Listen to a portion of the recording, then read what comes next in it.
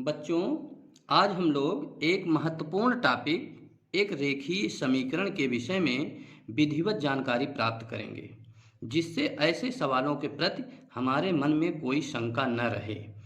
एक रेखीय समीकरण, लीनियर इक्वेशंस। एक रेखीय समीकरण किसे कहते हैं?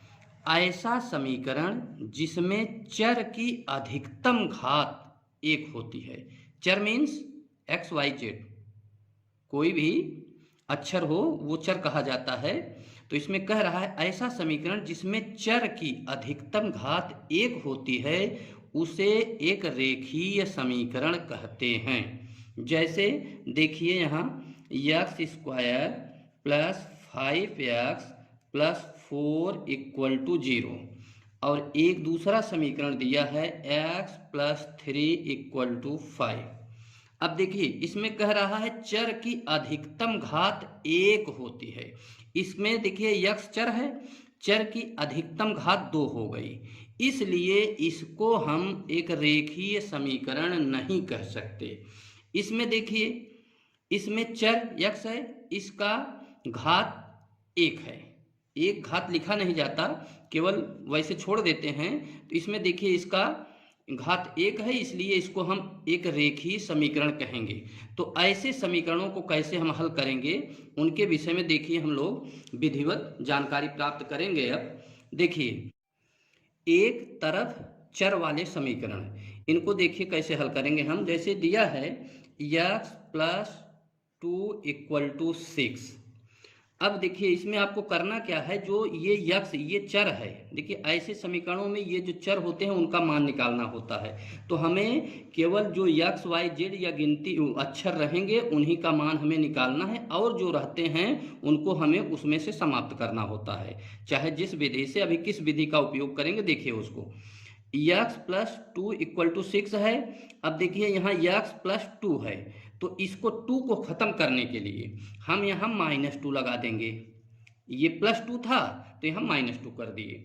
अब देखिए ये 6 था, तो ये दो इधर दाहिना पक्ष है, इधर बायां पक्ष है। यदि हम बाएं पक्ष में -2 किए तो हमको दाहिने पक्ष में भी -2 करना पड़ेगा, तभी हमारा समीकरण बराबर रहेगा। यहाँ -2 क्यों किए? क्योंकि यहाँ +2 था। इसको खत्म करने के लिए उसके अपोजिट साइन का हमें लिखना पड़ेगा। तो यहाँ +2 था तो यहाँ -2 कर दिए, उसको हम इस साइड में भी कर दिए। तो ये +2 -2 ये खत्म हो गया, शून्य हो गया। तो यहाँ बचा ये खत्म, तो यहाँ बचा x और यहाँ 6 -2, 6 में से 2 गए, हो गया 4। ये इस विधि से हम हल कर लेते हैं। दूसरा देखिए एक उदाहरण और लेते हैं। इसका दिया है x प्लस 9 इक्वल टू 17। तो आपको बताया क्या गया, जो यहाँ x के साथ गिनती रहेगी, जो गिनती रहे उसी को आप हटाएंगे। हटाएंगे कैसे? जो प्लस में दिया रहे तो उसी को आप माइनस में लिखेंगे। तो यहाँ आप x प्लस 9 तो पहले से दिया है, तो यहाँ -9 आप लिख देंगे। और यही -9 जो आप लेफ्ट साइड में बाएं पक्ष में किए हैं, यही दाहिने पक्ष में भी करना पड़ेगा आपको। 17 ऋण 9, तो ये +9 -9 ये शून्य हो गया। तो यहाँ बचा x और 17 में से 9 गए 8। अब इसको हम एक दूसरे उदाहरण से देखते हैं। 2a - 6 equal to 8। अब यहाँ 2a, इसको 2 को पहले नहीं हटाएंगे, जो प्लस माइनस जुड़ा है पहले उसको आप हटाएंगे। तो -6 है तो +6 लिखेंगे, और जो इस साइड में बाएं साइड में लिखेंगे वही बराबर के उस साइड में भी लिखना है +6। अब देखिए -6 + 6 तो ये शून्य हो गया। तो 2a ये खत्म हो गया, 2a इक्वल टू 14। अब देखिए यहाँ 2 और 1 के बीच में गुणा होता है, ये गुणा होता है। तो जब गुणा होता है तो ये 2 को खत्म करने के लिए हमें भाग करना पड़ेगा। तो इसको क्या करेंगे आप, 2a/2 बराबर 14/2। ये 2 कहाँ से आया? आपको बताया गया है कि भाई देखिए दोनों पक्ष में जो करेंगे, आप जोड़ रहे हैं तो दोनों पक्ष में जोड़िए, घटा रहे हैं तो दोनों पक्ष में घटाइए, इधर भी इधर भी। यदि भाग दे रहे हैं तो इस साइड में भाग दे रहे हैं तो दूसरे साइड में भी भाग देंगे, तो इससे समीकरण हमारा संतुष्ट रहेगा, इससे कोई दिक्कत नहीं होती। ये लगाने का नियम है। अब देखिए 2/2 ये कट गया तो यहाँ बचा a, ये 2 1 के 2, 2 7 14, तो a बराबर 7 आ गया। अब देखिए इसको हम दूसरे विधि पक्षांतर विधि से देखते हैं। पक्षांतर विधि से पहला सवाल देखते हैं। x + 2 = 6। देखिए इसमें एक दाहिना पक्ष होता है, एक बायां पक्ष। दाहिना पक्ष जो इधर है इधर जाएगा तो इसका जो चिन्ह रहेगा वो बदल जाएगा। अगर जोड़ है तो इधर आए घटाना, और घटाना है तो जोड़, गुणा है तो भाग, भाग है तो गुणा हो जाएगा। और बायां पक्ष भी यदि दाहिने पक्ष में जाएगा बराबर के उस साइड में जाएगा, यदि यहाँ +2 है तो उस साइड में जाएगा तो -2 हो जाएगा। इतना आपको ध्यान रखना है। यदि बराबर के उस साइड में कोई भी अंक या अक्षर अगर आप ले जाते हैं तो वो चिन्ह, उसका जो चिन्ह रहेगा उसके अपोजिट हो जाएगा। यदि प्लस रहेगा तो माइनस, माइनस रहेगा तो प्लस। अब देखिए हमें निकालना है यक्स का मान, चर का, तो यक्स बराबर, अब ये 2 को उस साइड में भेजना है आपको। 6 पहले से दिया है तो इधर बराबर किस साइड में +2 था तो इधर -2 हो गया। इसको बोलते हैं पक्षांतर विधि। तो यक्स बराबर हो जाएगा 6 में से 2 गए 4। और ये देखिए इसको पहले से आप लगाए हैं, ये इस जो यहाँ लगाए थे खत्म करने की विधि, यहाँ लगाए थे आप एक दूसरे को विलोपित करने वाली विधि, वही दूसरे पक्षांतर मेथड से भी वही आंसर आएगा। दूसरा सवाल देखिए दिया है x + 9 = 17। आपको बताया गया पक्षांतर मेथड, तो ये यक्स बराबर, गिनती को गिनती के साइड में करते हैं। जब भी सवाल लगाएं गिनती को गिनती के साइड में और अक्षर को अक्षर के साइड में करेंगे आप। 17 पहले से दिया, जो पहले से दिया रहे उसको लिखो, पक्षांतर वाला उसके बाद में लिखना है आपको। +9 है तो इधर आप -9 करेंगे, तो ये हो जाएगा यक्स बराबर 17 में से 9 गए 8। देखिए ये सवाल आपका यहाँ से मिल गया।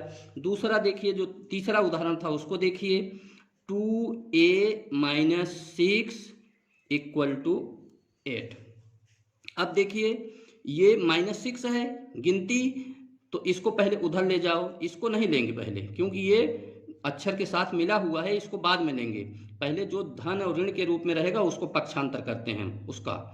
2a बराबर 8 है और ये -6 था तो उस साइड में गया दाहिने साइड में, तो ये +6 हो गया। तो ये 2a बराबर 8 और 6 14। अब देखिए यहाँ 2 और a के बीच में गुणा है, जब 2 यहाँ से हटाएंगे आप तो उधर जाकर भाग हो जाएगा।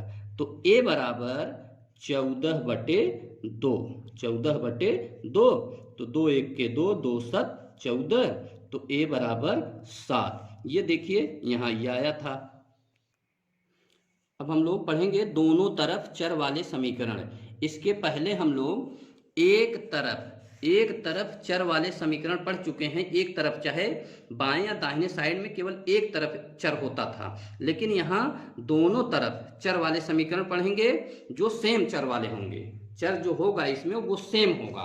देखिए उदाहरण से देखते हैं इसको हम। 3y + 2 = 2y + 5। देखिए इसमें दोनों तरफ चर हो गए, यहाँ भी। और जो इसके पहले हम लोग पढ़े थे उसमें एक तरफ a होता था, x होता था, y होते थे, लेकिन इसमें देखो y इधर भी है और इधर भी है। इन सवालों में दोनों तरफ जो चर होंगे वो समान चर होंगे। देखिए इसको लगाने के लिए आप क्या करेंगे, पक्षांतर विधि ही उपयोग करेंगे, या जो आप पढ़ चुके हैं पहले ये वाली विधि, इसको हल करने वाली विधि, उसका भी उपयोग कर सकते हैं, लेकिन इसमें हम पक्षांतर विधि आपको बता रहे हैं। यहाँ लिखा है 3y। अब ये गिनती है, गिनती एक एक पद को हटाएंगे आप, इसको गिनती है उधर करेंगे, और जो इस साइड में अक्षर है दाहिने साइड में, ये दाहिने साइड में जो चर है उसको बाएं साइड में लाएंगे, और जो इस साइड में अंक है अक्षर है उसको दाहिने साइड में ले जाएंगे।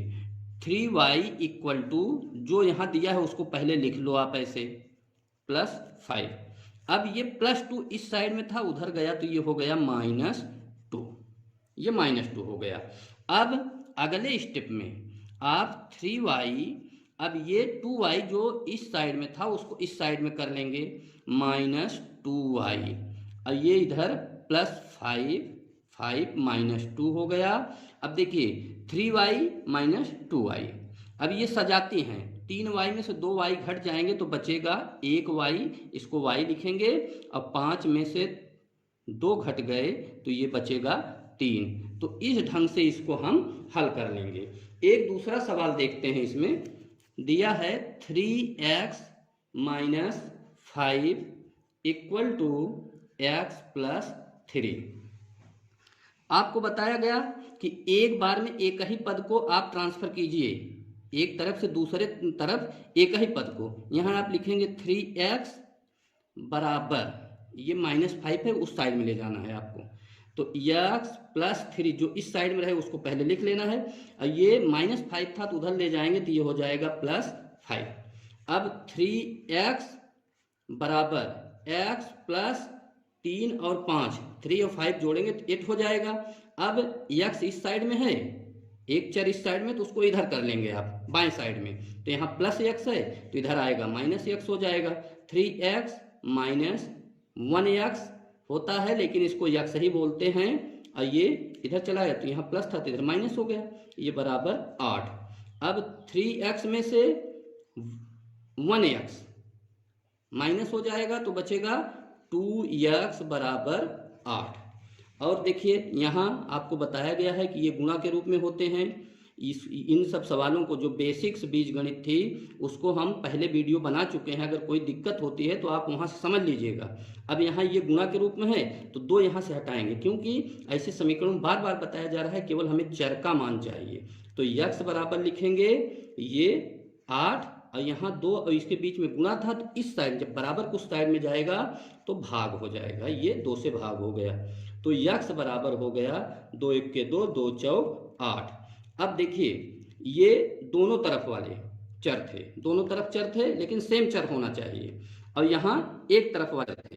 बच्चों, जैसे आपको यदि अपने उत्तर की जांच करनी हो कि हमारा उत्तर सही आया है कि नहीं सही आया है, तो जो भी चर का मान आया रहेगा, जो भी चर का मान रहे उसके उसी प्रश्न में, उसको उसी प्रश्न में उस चर का मान रखकर देख लीजिए। यदि दोनों पक्ष, बायां पक्ष और दायां पक्ष दोनों बराबर आते हैं तो हमारा जो ये y x z जो भी रहेगा चर, उसका मान जो आया है तो वो सही है, उत्तर उसका सही है। देखिए जैसे यहाँ 3y plus 2 equal to 2y plus 5, और यहाँ मान आया है y इक्वल टू 3, तो y की जगह 3 रख देंगे आप।